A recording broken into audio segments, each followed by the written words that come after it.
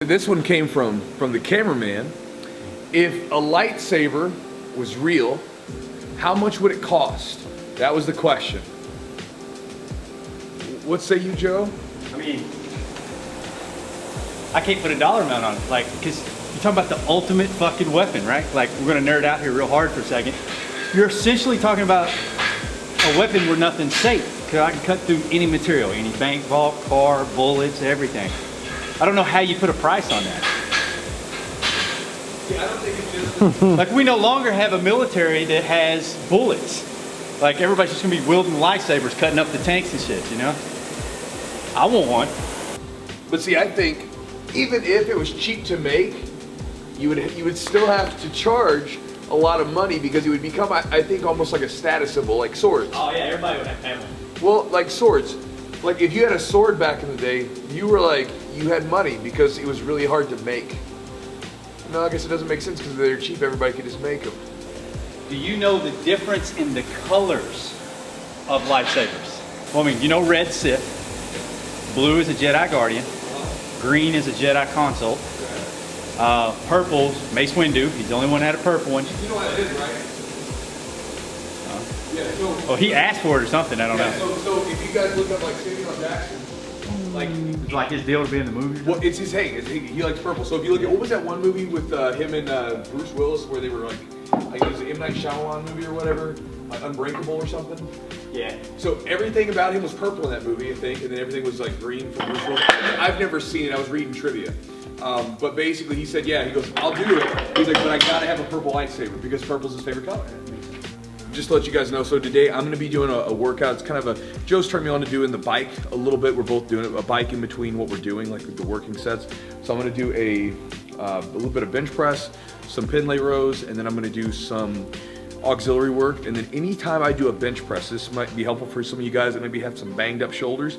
Anytime I do a shoulder or a bench press workout, I always start off with some back activation stuff. So a lot of stuff to kind of pull that shoulder back. Because again, when we do bench press, we don't want to be out like this. We want to keep everything locked so that when we're moving, boom, those shoulders stay locked in place, opposed to like coming out like this, where again, a lot of people get real like banged up shoulders. And with jiu-jitsu, from that, I notice when my shoulders, if they get out of place, so I'll activate the back and then I'll get started from there. And Joe's really excited to share something with us.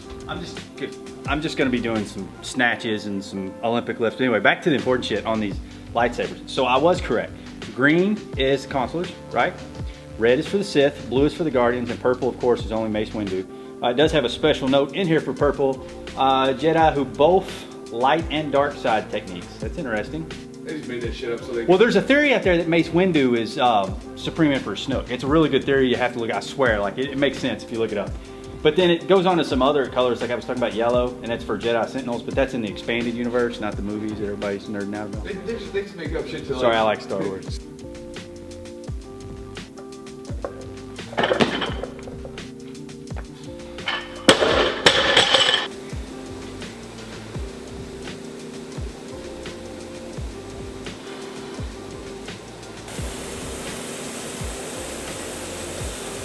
So on Fridays I do the Instagram Ask Me Anything in my stories, and I usually get a bunch of weight training questions, so I figured we could kind of like dance around with those today while we're doing the lifting session. I got one. It says, which is better for BJJ cross training, yoga or weightlifting? I think this is completely dependent upon the person. Think of like, you know, yoga and weightlifting as like supplements or medicine for your jiu-jitsu, right? So if you're really, really weak, you're not very strong, you're not very muscular, and you're really flexible, it would probably be good to do some weight training so that you could maybe tighten things up a little bit, as well as get some added strength, bulk, so you know, power for your jiu-jitsu. If you're really, really stiff, really, really rigid, it'd probably be beneficial to do a little bit of yoga to sort of offset the other stuff that you're doing. People tend to overdo their supplemental program and get away from the priority that made them who they are and what they're good at. For example, I've seen guys, I'm a good example of it actually, got away from strength training into CrossFit, start working all your weaknesses and everything else, and you neglect a lot of your strength because you feel it's there. Ultimately, you have to take the stuff that I say, that your coach says, anybody says, and you got to kind of make it into your own stew. You know, you got to be like, okay, my name's Bob. Well, these are what I got to work with. This is my body type, whatever. I'm going to take a little bit of the device over here, a little bit of the device over there, put it in the big pot, stir it around, and see how it works. You got to go out and have the experiences yourself. Try yoga, try weightlifting. See what works best for you. See what gives you the best bang for your buck, for your style of jiu-jitsu, for your body type, all that stuff. Ray says, best method to lose weight and gain muscle. So we'll just go all in. So let's start from the ground up. Build a lean muscle tissue while losing weight. You were talking in the realm of bodybuilders as far as that goes. So you're doing a high protein, a higher calorie diet, low intensity cardio like we do in between lifts. Here's the thing everybody thinks, you know, you hear guys gain 10, 15 pounds a month doing that. If you eat healthy as can be, 5, 6 strict ass meals a day, you're actually probably gonna gain a 1/4 of a pound to 1.5 pounds at maximum, depending on the individual, of lean muscle mass in a month. And that's firing on all cylinders 24/7. So, but heavy lifting, low intensity cardio, long-winded cardio, for example, and monitoring your calorie intake. First off, here's the thing, I guess just to kind of go backwards, a lot of people I see that get into jiu-jitsu, they eat terrible food getting into it. So when they start training, like I'll have guys come in that want to do jiu-jitsu because they are out of shape. It's a fun way to get in shape because they don't like to work out. So as soon as we say, hey, don't eat junk food, eat some lean meat vegetables, here, add some sweet potatoes for a carb source instead of a bunch of bread. Things like that, boom, all of a sudden the weight starts falling off of them. After you start doing that, then you can start to worry about, okay, let me gain some muscle, because a lot of times people look way more muscular than what they think they are just by getting rid of some of the fluff that's on them, you know? So I would say start with losing a little bit of weight, making sure your diet's in the right place, and then just start doing some weight training. You know, just some basic, simple weight training. You'll start getting the muscle. And then if you're doing cardio with jiu-jitsu, if you need to lose a little bit more, do some low intensity, like steady state cardio. See how that works. From Murph Nasty, does jiu-jitsu give you muscle? Yes, but not the kind of muscle you're thinking. You're not gonna get like, you might get some muscle might show or get slightly bigger if you have not done anything, but more than likely what you'll get is just a weird sort of strength. Body awareness strength. Body awareness, but like a certain type of strength. Like for instance, like if I grab someone by their wrist, right? I have a grappler strength from years of doing this, right? It's not like my hand is bigger. It's not like the muscles in my form are that much more massive than someone else's. But when I grab a hold of you, right? It's different. It's a different type of strength. It's a strength where you could have a guy that looks like a big, you'll see guys sometimes in grappling, they'll look like nothing, right? They're not big, they're not jacked or anything like that, but when they grab a hold of you, they've got grappler strength. So yes, you will build muscle, but not in the sense like where you're gonna come out with like traps up to your ears or, you know, just jacked up. You're gonna just be much stronger and you're gonna be building this deep sort of muscle that isn't necessarily bigger, but it becomes stronger. Is a hot dog a sandwich? We did this one a long time ago. No. Actually, I think we said yes. We agreed to yes. Yes, because it's meat between bread. But it doesn't even have to be meat because there's other forms of peanut butter sandwiches. That's right. true. So, but here I used to be one of the guys that said yes. But imagine now you're watching your favorite TV show, in your case, reading your favorite book, and Jess says, "Hey, Chewy, would you like a sandwich?" And you're like, "You know what? That sounds great. I would like a sandwich." And she brings you a hot dog. What do you say to her? Besides thank you, because you're not gonna be ungrateful. Well, no. But it's not. I would ask her first, where the hell we got a hot dog? Because we don't keep them in the house. Dirty fuckers. It's the most disgusting food ever. I'm not gonna eat that shit. To make your point, I'd be like, woman, I said a sandwich, not a hot dog. Yeah. That's where I changed my mind too. Woman, I said a sandwich.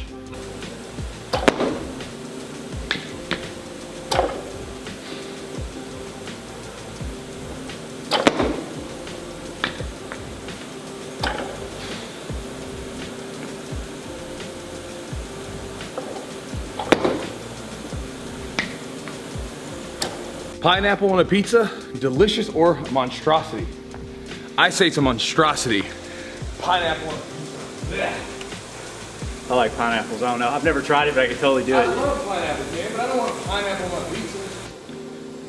This isn't even really strength training related. This is just a question. And I'm answering on the Instagram as I'm lifting. Discipline or motivation? Discipline. Always discipline. Yeah.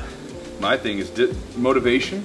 comes and it goes, right? Like some days you get really pumped up and you're ready to go. Some days you're like, eh. But on those days, you gotta, here's what you gotta do. This has been helpful to me. Identify like whatever it is that you want. You identify what it is you can do on a daily basis to make that thing happen. Like for instance, if you want to be good at jiu-jitsu, okay, well then you set a training schedule for yourself, and come hell or high water, you hit that training schedule. If it's, you know, maybe you're gonna write something, right? Okay, like I write every day because I enjoy writing, and even when I don't enjoy writing, I write every single day because part of what I do involves writing. So every morning I wake up, I start writing, you know? Every day I do something physical, whether that's some stretching and yoga, whether it's jiu-jitsu, whether it's something, because part of my thing is the way that I want my body to perform for me. And you know, strength training's a part of that. Eating that, honestly, I don't really feel like lifting today. We did suit rolling last night, and I trained a bunch yesterday, but I'm here, I'm gonna lift. So again, it's more of a discipline thing. You just do it because you know you're supposed to, because of what you want to get out of it. And it's easier if you focus on the process of that instead of the end result. So find like little things that you can do every single day that can help you get to where you want to go, and then just do those things every single day, like a template. Every day, you just go down the list. If I'm constantly having to look for motivation in something, I'm probably not in it for the right reasons, and it's not going to last. So if I can just do something because it's something I enjoy and I want to do and I can fit into my daily schedule like he's talking about, I really find myself not having to find the motivation. It's just something I enjoy. Jonathan says, is it possible to buy your t-shirts from middle of Europe, Slovakia? It is. We ship internationally, so if you go to chewjitsu.net and you want a t-shirt, you can get yourself a Chewjitsu t-shirt, and we ship wherever the hell you guys live. So we ship internationally, so get yourself a t-shirt. This one comes from Nicholas Crockett. He says, how to cut and still lose minimal muscle. So how to cut weight and lose minimal muscle. Basically it boils down to your diet. It really does. Like, I don't care. I have tried so many times, and I'm sure I'm not the only person in the world that's done this, to out-train a bad diet. It's not possible. Honestly, when I did bodybuilding, it is low intensity cardio, controlled diet. Diet is key, literally, and sleep, sorry. Oh man, let me back that up. Sleep is most important, then diet, then cardio. Most people don't recognize that. They did this study at Stanford where they took a bunch of males and they only gave them for 1 week, just 1 week, 4 hours of sleep a night. Just 4 hours of sleep a night for 1 week. And by the end of that week, every male in that study was pre-diabetic. Biologically, we're engineered like to, obviously, for protection of ourselves, right? So like we have all these different mechanisms to preserve ourselves. Like we have a fight or flight mechanism to get us out of trouble, all that other stuff. We have a thing where we go to sleep in an unprotected state for like, you know, 6 to 8 hours or whatever it is, right? You think about how weird that is. And so it has to be super important. Otherwise, why would your body shut down for that long?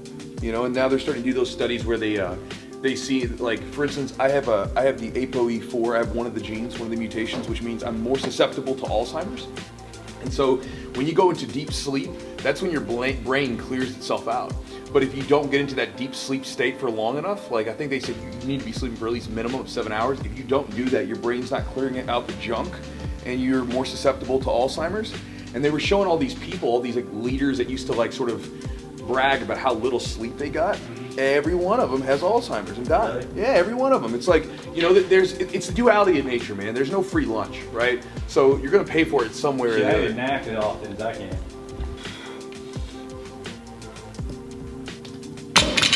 Maybe backwards better. You can tell you're working on it.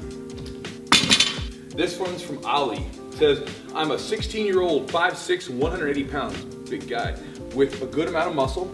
Should I keep the weight or slim down?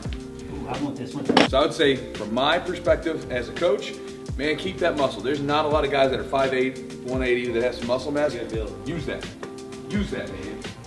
And my I say so is go with whatever feels good. You feel better when you're bigger, get bigger. If you feel better when you're smaller, get smaller. Well, here's the thing. In jiu-jitsu, there's this misconception that you have to cut tons of weight. Oh, yeah. Like, you don't have to cut tons of weight. There are plenty of people that compete at weight classes, you know, that they feel a little bit better at naturally, and they do phenomenally.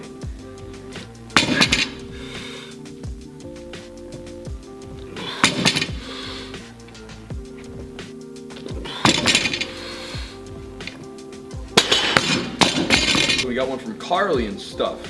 Do you take any vitamins and supplements? So for me, this is what I'm taking right now, and it changes from time to time. I I take 5 milligrams of creatine monohydrate in the morning with some orange juice for breakfast. While I'm having breakfast, I'll take. I have a green supplement which is kind of like a big giant multivitamin, but it's in a green supplement. I take that once a day. And then let's see, I take theanine occasionally. Theanine is like an amino acid I'll take occasionally with coffee, depending on if I'm riding or not. I also drink aminos mixed with electrolytes for my workouts. I like branched chain amino acids mixed with electrolytes during my workouts. During the winter time, I'll mix in a vitamin D3 and K supplement since I'm not getting as much sun on my walks, which is right now. I take Cbd oil. I take a small amount of it at night. I'm actually going to do a video on that later on, but it helps me sleep and helps out with muscle pain and recovery. And I take an occasional protein supplement. I don't take it every single day, but occasionally I'll take some whey protein depending on if I missed a meal or if I just need some extra protein in the diet. And I think that's it. I think that's all I got right now. I think that's what I drink coffee. Coffee's a drug, but I'll do it. Lots and lots of coffee. So mine's honestly not much different than Chewy's. We just take it in different forms. I like to take pure supplements. I don't like taking, something name brand, blah, blah, blah with, say that word for me, I always mess this up. Proprietary. Proprietary. I can't say that word. Somebody can spell it out on the board. So you got to be careful about what he's talking about, the proprietary blend. So if you look on the back of a supplement and you see proprietary blend, what that means is what's in there, like he's going to tell you in a second, it can be whatever the hell they want to put in there. So I like to take pure forms of supplementation. So I actually did a video on this a while back on like my morning coffee. I am an avid coffee drinker. Chewy makes fun of it. He's honestly got me to cut back compared to what it used to be. It used to be really, really bad. But in my coffee every morning, I also take my 5 grams of creatine monohydrate. I don't do any type of weird blends of creatine. You only need creatine monohydrate. Doesn't matter what type of day you take it, it just saturates your system. 5 grams creatine monohydrate, 3 grams of beta-alanine, 3 grams of arginine, and 3 grams of HMB yohimbe is in my coffee every morning. Outside of that, the only... Is that what the HMB is? Yeah, it's got yohimbe in it. The one I got you? Yeah. Outside of that, I take a multivitamin. Any multivitamin, as long as it has all of your B vitamins, is fine. I have to stay away from B5, but other than that, just try to find all the ones with B vitamins. I take a supplement. I have a friend, coach. He's one of my best friends, actually. He recommended this one called CoQ10. Even my physician, when I brought it up to him, told me to take it. And I also take another one that Chewy turned me on to. He didn't really mention, but I bet he's going to turn over a second and tell you he does take it, which is a probiotic. Oh yeah. Yeah. So that's it. I mean, but these are all like, it's pure creatine, pure beta-alanine, pure arginine. It's not like something with arginine in it, something with creatine in it. It's those pure supplements. I pour in black coffee. It does not mess with the taste whatsoever, and that's my go. Hey guys, and here's something interesting for you. So this is something Joe and I were talking about the other day. Something super important that you may want to get checked out eventually is your food sensitivity. So Joe had his done, and he found out some kind of interesting stuff. He was allergic to some of the foods that like everybody would tell you are the healthiest things you should be eating. Like, what foods were you allergic to? Severe reaction to cane sugar. I have a moderate reaction. Like if you talk to anybody, you tell them to like, broccoli's good for you, beef's good for you, and a lot of casein products are good for you, all of which are bad for me, which honestly consisted of like 80 to 90% of my daily intake of my nutrition. So I can't have beef anymore, I can't have broccoli anymore. I had a casein protein shake at night before bed. I got to switch that out. But the big one that I would have never guessed was broccoli. The two that honestly surprised me. Everybody, like broccoli's always considered to be like such a good food. Like even physicians I've asked when I told them I'm allergic to B5, and it's not a severe reaction, it's just a moderate reaction to it's niacin at B5. They're like, that's pretty rare. And all they do is they make me feel sluggish, my body don't digest them well. I thought it was just because I was eating red meat and made me feel sluggish the next day. My body simply just cannot process it. So, I just think it's interesting because again, like, everybody tells you that stuff's healthy and it can turn out it's not. Well, going back to like what we were talking about, one of the questions there, right? There's no right answer for every single person because like, me eating broccoli and beef might be fantastic, might be helpful for my body, but for Joe it's not. So, ultimately with you guys out there, when you guys ask these questions, Joe and I and whoever else you listen to, we can only give you our experience, our thoughts, our perspectives based on what we have coming into us and what we've experienced, right? So you got to take that, and then you got to take action and do your own thing. You got to try yourself out. So try the different weight training exercises, try the different ideas on supplementation or dieting or whatever it is, and see what works for you. And don't take anybody's, especially with this kind of stuff, don't take anybody's like information as like gospel. Take it as a perspective and say, let me try it, see how it works for me, and then go from there. And then like just like that, like it's one thing I tell everybody that lifts: everybody is unique as a fingerprint. Not everything works for everybody. There's always this universal language and these blueprints that everybody starts off of. But after that, everybody blossoms out into their own environment. They start, you know, like with a squat, their feet position is different, their hip position is different, their nutrition might be different, their food allergies might be different. But everybody's different, and people have to learn that. So guys, I hope you enjoyed the session. Again, we're just doing a little weight training here on a Friday and just kind of hanging out with you guys. Again, if you have any weight training or whatever, any questions you would like to ask Joe or myself, put them down below and we'll save them for the video coming up the following week. So hope you guys enjoyed the video and we'll see you next time. Peace. Legs and shoulders are shot.